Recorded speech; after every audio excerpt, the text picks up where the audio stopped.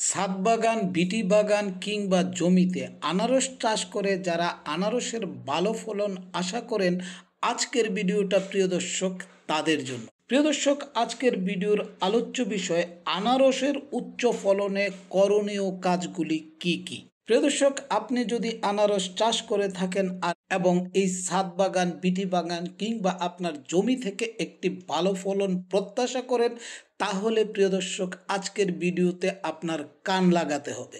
প্রিয় দর্শক, আর কোনো কথা না বাড়িয়ে আমি মূল আলোচনা শুরু করব। মূল আলোচনা শুরু করার আগে প্রিয় দর্শক, আজকের ভিডিওতে যারা আমার নতুন দর্শক আছেন, আপনাদেরকে আমার ইউটিউব চ্যানেল বিজ্ঞরাজি 2025-এ অভিনন্দন জানাই। প্রিয় দর্শক, আমার এই ইউটিউব চ্যানেলে ছাদ বাগান, বিটি বাগান এবং ভেষজ উদ্ভিদের ঔষধি গুণ নিয়ে নিয়মিত আলোচনা করা হয়। প্রিয় দর্শক, আপনি যদি আমার পরবর্তী ভিডিও দেখতে চান, তাহলে এখনই আমার চ্যানেলটা সাবস্ক্রাইব করে পাশে থাকা বেল আইকনটি বাজিয়ে দিন, যেন পরবর্তী ভিডিও আপলোড করার সাথে সাথে সবার আগে আপনার কাছে নোটিফিকেশন চলে যায়। তো প্রিয় দর্শক, চলুন শুরু করা যাক।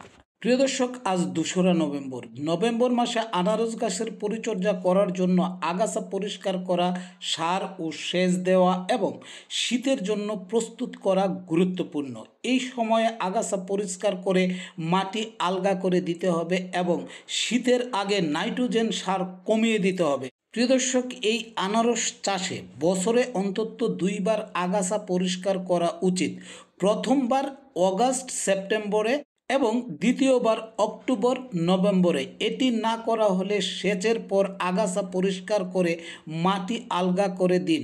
শুকনো মৌসুমে নিয়মিত সেচ দিন, সাধারণত প্রতি 1 থেকে 2 সপ্তাহে একবার, বা মাটির উপরে স্তর শুকিয়ে গেলে জল দিন।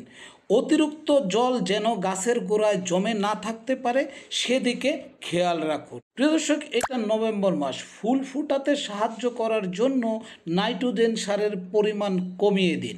আরেকটা কথা হচ্ছে প্রিয় দর্শক, সেচের পর আগাছা পরিষ্কার করে মাটি আলগা করে দিন, যাতে গাছের গোড়ায় আলো বাতাস চলাচল করতে পারে। প্রিয় দর্শক, আপনারা দেখছেন আমার জুড়িতে গাছগুলি কিভাবে গোড়াগুলি পরিষ্কার রয়েছে। এখান দিয়ে কিন্তু প্রিয় দর্শক আলো বাতাস সহজেই প্রবেশ করতে পারে। এই জন্য প্রিয় দর্শক, এই যে গাছের গোড়ায় এই যে আলগা পাতাগুলি, পুরাতন পাতাগুলি, এই পাতাগুলি ছিঁড়ে আলাদা করে দিন, গাছটাকে পরিষ্কার করে দিন। আর প্রিয় দর্শক, সার দেওয়ার পর যদি সম্ভব হয় তাহলে গাছের গোড়া মালচিং করে দিন। মালচিং করে দিলে প্রিয় দর্শক আগাছা কম হয়। প্রিয় দর্শক, চারা যদি বেশি লম্বা হয়ে যায় তবে আগার পাতাগুলি সমান করে কেটে দিন 30 সেন্টিমিটার পর্যন্ত। প্রিয় দর্শক, আপনি যদি এখনও আপনার বাগানের গাছগুলির পরিচর্যা করে না থাকেন, তাহলে এই নভেম্বর মাস থেকে গাছের পরিচর্যা শুরু করুন।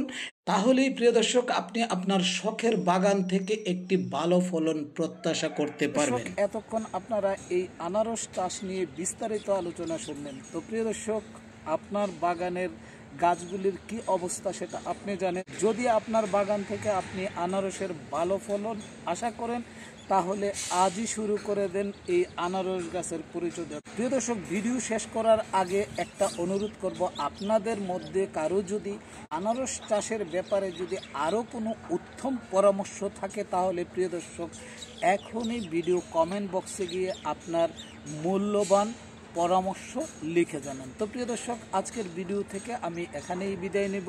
ফিরব নতুন কোনো ভিডিও নিয়ে। ততক্ষণ পর্যন্ত প্রিয় দর্শক আপনারা ভালো থাকুন, সুস্থ থাকুন আর নিরাপদে পথ চলুন। আল্লাহ হাফিজ।